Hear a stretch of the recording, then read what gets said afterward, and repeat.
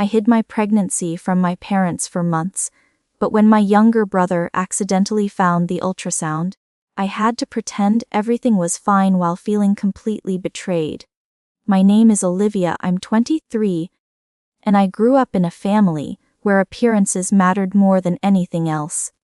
My parents have always been very involved in my life, and my younger brother, Ethan, is 17.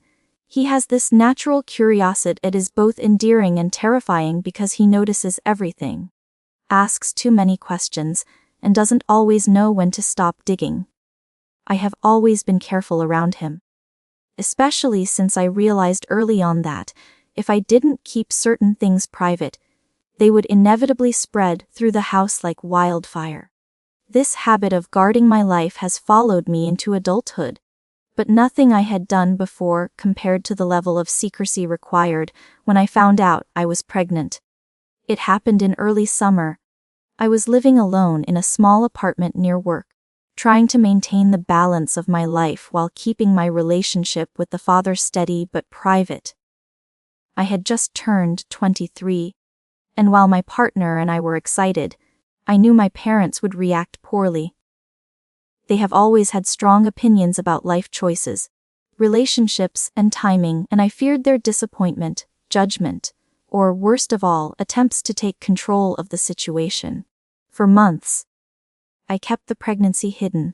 I scheduled doctor's appointments during lunch breaks, avoided family dinners, and lied about work obligations whenever necessary. It was exhausting living with this weight constantly, but I convinced myself that it was worth it to protect my autonomy and the life I was building for myself and my baby. I kept everything meticulously organized. Ultrasounds, test results, and appointment reminders were hidden in a folder under the sink in the bathroom. I never left anything on the counter, in the living room, or anywhere Ethan could stumble across it. He's sharp, relentless, and incredibly intuitive for his age, and I knew he would notice if anything was out of place. So I double-checked every detail, hiding the evidence in places only I could access and always making sure keep the physical reminders of my pregnancy invisible. In my mind, I was winning the battle of secrecy, keeping control of my life while my parents remained blissfully unaware. For months, this careful balancing act worked. I learned to adjust my wardrobe subtly, wearing looser tops and dresses that wouldn't give away the growing bump. I found excuses to avoid weekend visits home, citing extra shifts at work or last-minute meetings, and I even began lying about my diet, claiming I was eating less to stay healthy when, in reality, I was eating for two. It was a lonely existence in many ways, but I reminded myself constantly that it was temporary and necessary. The thought of losing control, of having my parents know before I was ready, terrified me. They have strong personalities and very clear ideas about how things should be done, and the idea of their interference or judgment kept me hyper-aware of every word, every action, every potential slip. And then, one evening, my careful system unraveled in a way I never could have anticipated. Ethan came over to my apartment after school, as he often did, because he liked to hang out and use my streaming service or borrow my headphones for music. I had just returned from the doctor, and the folder with the latest ultrasound, still warm from the printer, was resting on the countertop while I ran to grab my bag for his favorite snacks. In that split second, he noticed it. He picked it up, holding it in his hands with wide, incredulous eyes. He didn't say anything at first. He just stared, and I froze, the blood draining from my face. My mind raced through all the possible scenarios, all the lies I would have to improvise to keep my secret intact. He looked up at me, eyes wide, holding the photo like a small bomb ready to explode. I could see the questions forming, the confusion, the curiosity. I took a deep breath and forced a smile, acting casual. I said I had some paperwork from the clinic for a friend who was helping me with a health project. I tried to sound nonchalant, even joking lightly about it, hoping he would accept that excuse. For a few heartbeats, he seemed unsure, and I prayed he would drop it. But Ethan doesn't let things go easily. He tilted his head, squinting at me, and asked why the image looked like a tiny baby. My stomach lurched. I knew there was no way to wiggle out of it convincingly. I had to improvise quickly, to deflect without revealing the truth. I told him it was from a new virtual reality app a friend had recommended, one that simulates pregnancy experiences for health students. I explained that the image was part of a demonstration in the app, meant to show fetal development over weeks. Ethan looked skeptical but didn't press further immediately, though I could feel the tension in the room. His eyes kept flicking to the folder, as if silently daring me to admit the truth. I offered him a snack, trying to distract him, and started talking about his homework and his weekend plans. He seemed to relax slightly, but I could feel his curiosity simmering under the surface. Over the next few days, I became hyper-aware of Ethan's presence whenever I returned home from appointments, or even from work. I had to make sure nothing was visible, and nothing was misplaced, and nothing suggested the secret he had stumbled upon. I felt constantly betrayed in a way I hadn't anticipated, not by Ethan, who was just a curious teenager, but by the fragility of my control. Every interaction felt like walking on a tightrope, pretending that everything was normal while my mind was consumed with planning contingencies. The fear of him telling someone, whether intentionally or by accident, overshadowed every thought, every conversation, and every decision I made. The secret wasn't just mine anymore. It had become this fragile, dangerous object, one misstep away from destroying the careful balance I had maintained for months. I realized that the moment Ethan had held that ultrasound in his hands, everything had changed. I could no longer move through my life with the same freedom, the same confidence that I had maintained in those months. I had to act, to pretend that nothing was wrong, while preparing for the eventual confrontation that I knew was inevitable. And all the while, I was filled with an aching sense of betrayal, not from anyone else, but from the vulnerability that came with being seen, even accidentally, in a way I had not intended. After Ethan found the ultrasound, my life became a constant exercise in careful deception. Every day felt like tiptoeing through a minefield, and even the simplest interactions were fraught with tension. I had to act normal around him while keeping my secret safe, pretending that nothing unusual had happened. I couldn't risk him telling anyone, and I knew that the smallest slip-up could ruin everything I had been protecting for months.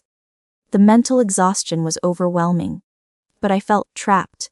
There was no one I could confide in without risking the secret spreading further. I changed routines to minimize exposure.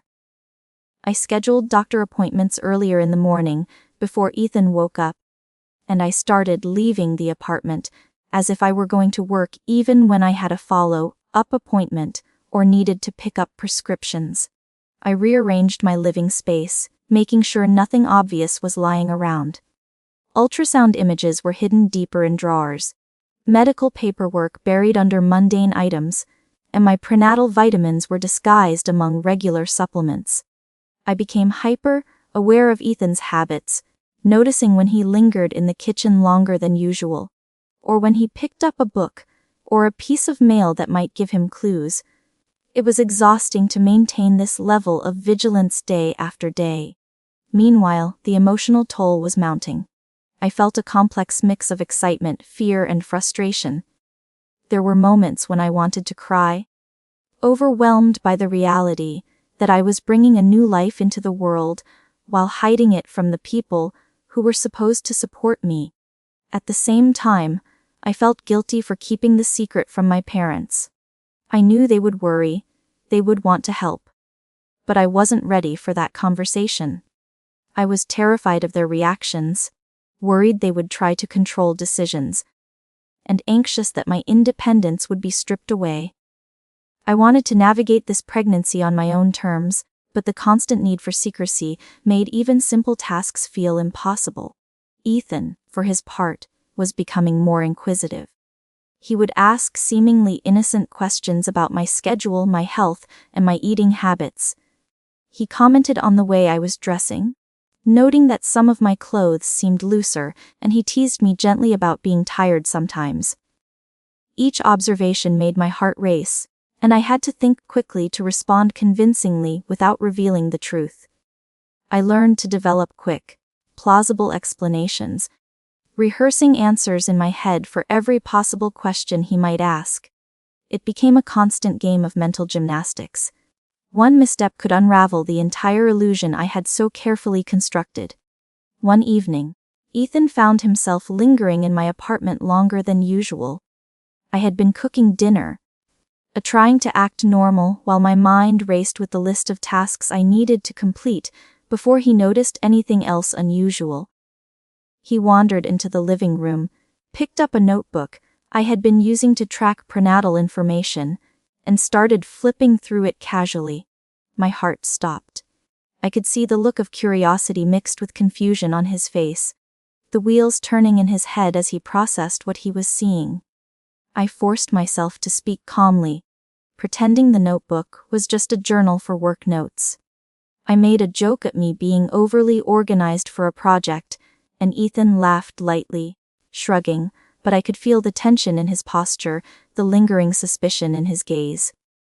Over the next few days, I noticed subtle changes in his behavior. He seemed quieter, thoughtful, and more careful in what he said.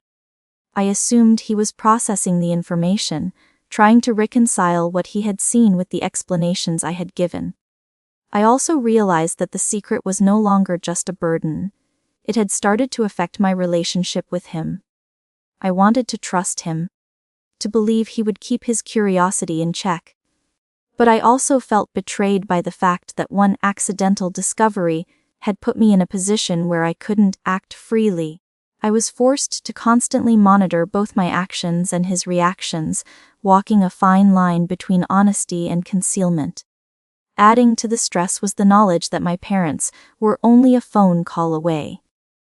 I couldn't hide my pregnancy from them forever, and the idea of the inevitable conversation filled me with anxiety.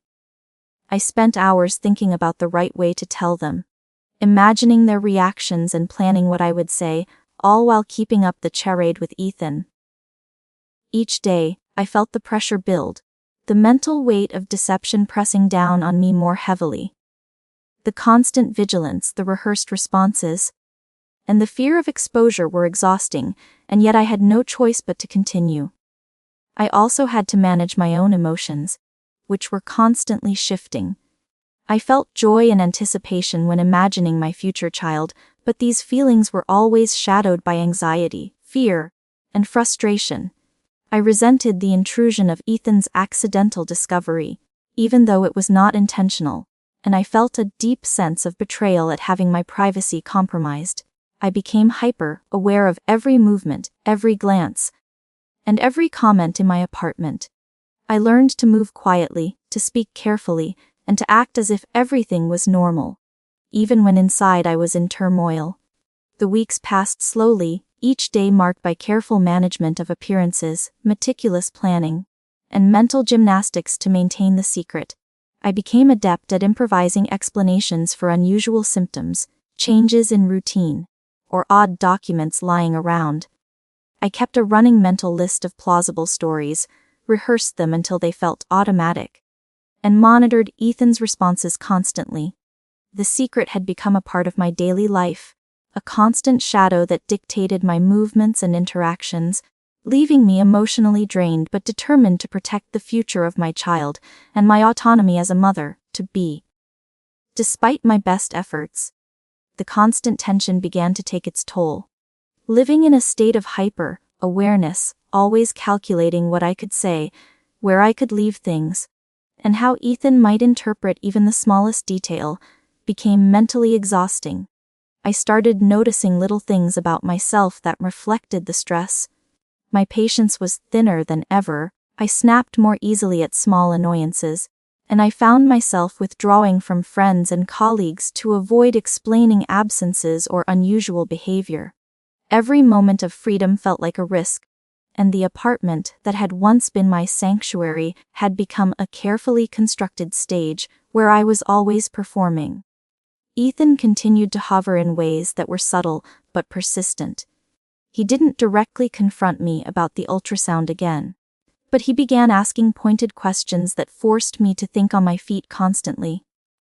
He would comment on my diet, my energy levels, even the way I sat or slept.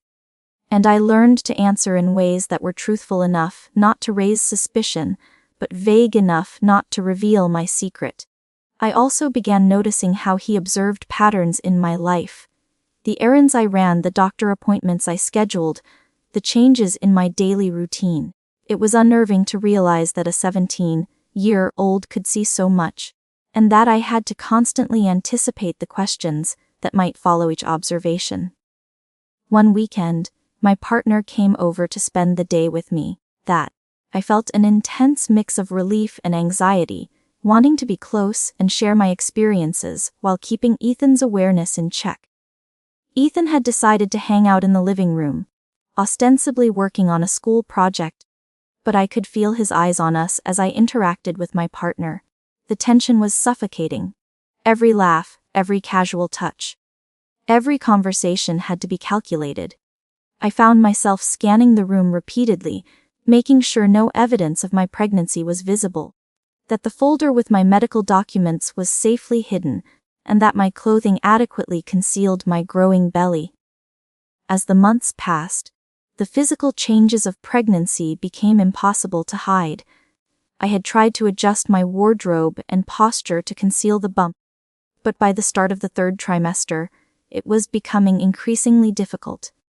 I had to invent elaborate excuses for the changes in my appearance, claiming I had gained weight due to stress or had developed digestive issues that caused bloating. Each explanation required rehearsing the story and monitoring Ethan's responses carefully. Even though he never directly challenged me, I could sense the questions forming in his mind, the curiosity simmering beneath his calm demeanor. One afternoon, I returned home from an appointment to find Ethan sitting at the kitchen table, casually flipping through a magazine, but the ultrasound folder had been moved slightly closer to the edge. My heart froze. I quickly approached, trying to act nonchalant as I slid the folder back into the drawer. Ethan's gaze followed my movements, and he said nothing, but the intensity of his curiosity was palpable.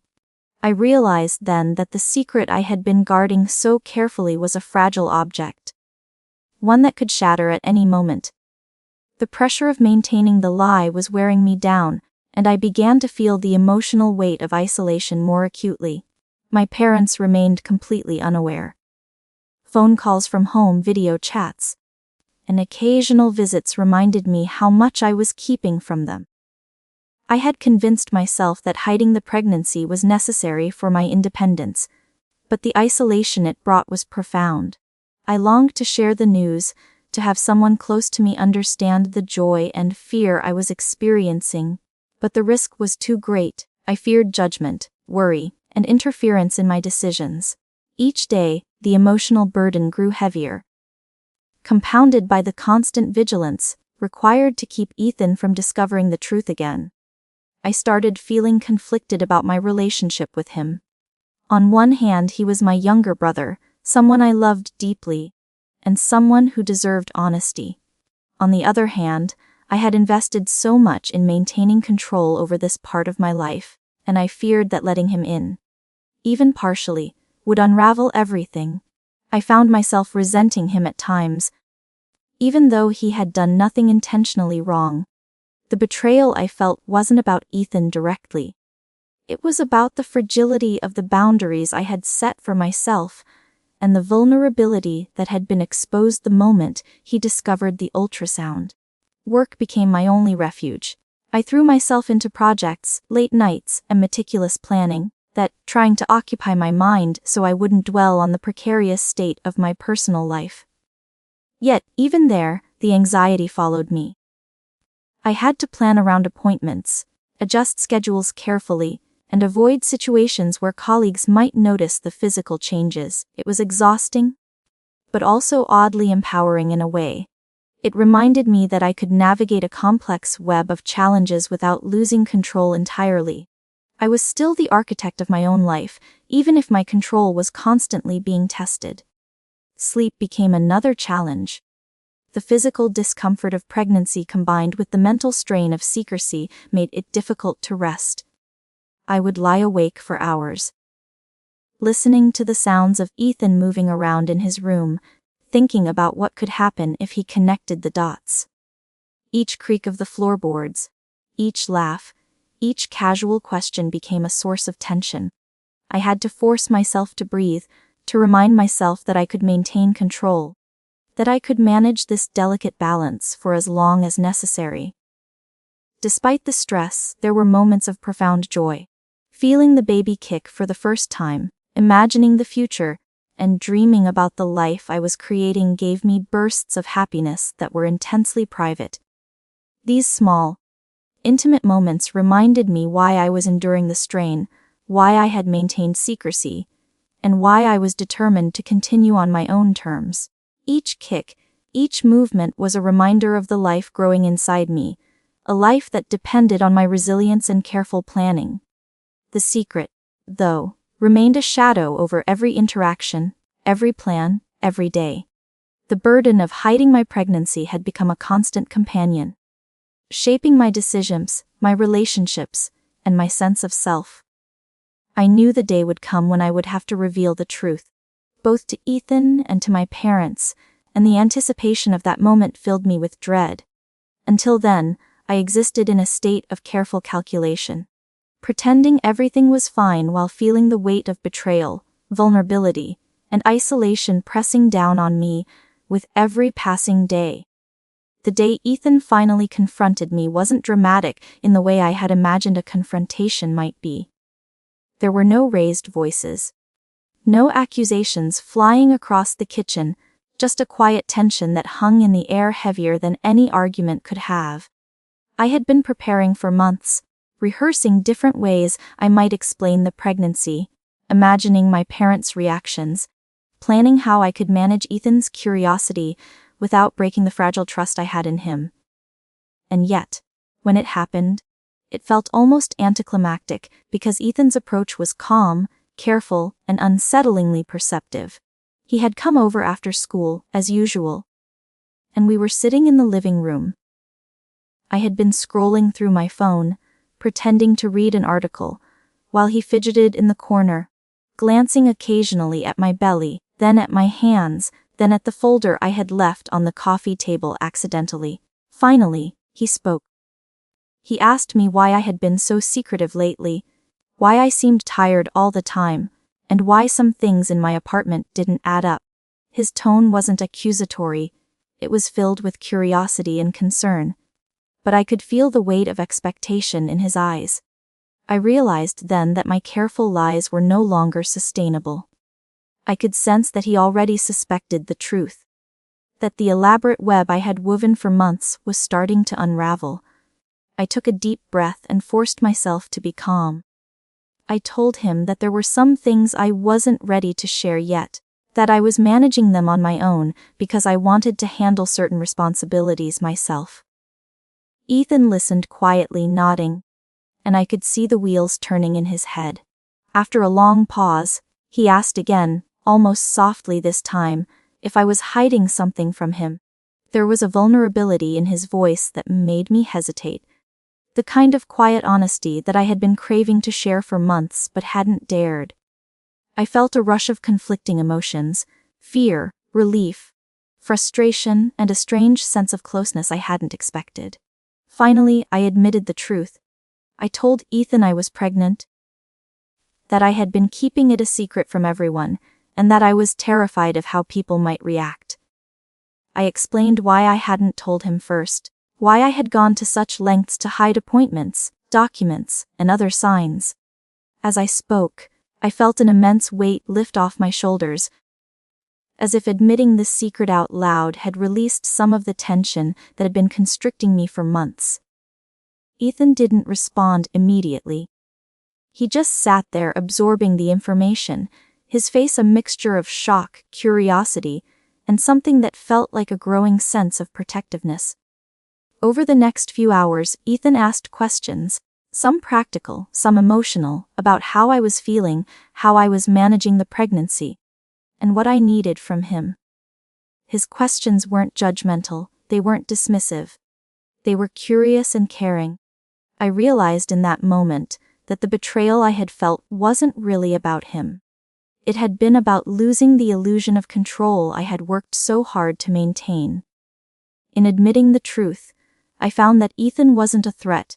He was a potential ally, someone who could share in the responsibility, someone who could support me, even if I had feared his curiosity. After our conversation, I started thinking about telling my parents. I knew it wouldn't be easy. My mother in particular was very vocal about life choices, family planning, and how things should be handled. But having shared the secret with Ethan gave me a new sense of courage. I had already confronted one fear, and now I felt a spark of determination to face the next. I planned a weekend visit home, rehearsing what I would say, imagining the flow of conversation, and preparing for the range of emotions that could follow. Unlike before, I wasn't trying to hide. I was preparing to own the truth and my choices. When the weekend arrived, I told my parents in the living room, sitting between them with Ethan beside me. I explained the situation carefully, outlining my plans, the support I had, and how I intended to manage everything responsibly. My parents were initially shocked, asking questions, expressing concern, and struggling to process the news. But over the course of hours, as I calmly explained my position and answered every question honestly, the tension gradually shifted. Their expressions softened, their tone became gentler, and I could feel the love that had always been there, now adjusting to accommodate this new reality. Ethan, sitting quietly beside me, occasionally asked questions or provided clarifications, and I felt a profound sense of relief. He hadn't judged, he hadn't betrayed the secret further, and in some ways, he had helped bridge the gap between me and our parents. The feeling of betrayal I had carried for months, the fear that being seen without permission would destroy my control, started to fade. I realized that openness, while terrifying, had allowed a deeper connection with the people I loved, even if it came later than I had hoped. In the weeks following, our family adjusted to the new reality.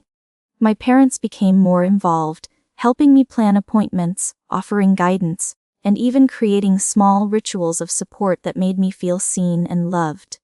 Ethan continued to be curious, but now his curiosity came from a place of understanding and care rather than suspicion. The secret that had once loomed over every interaction had transformed into a shared experience, one that allowed our family to grow closer rather than being torn apart.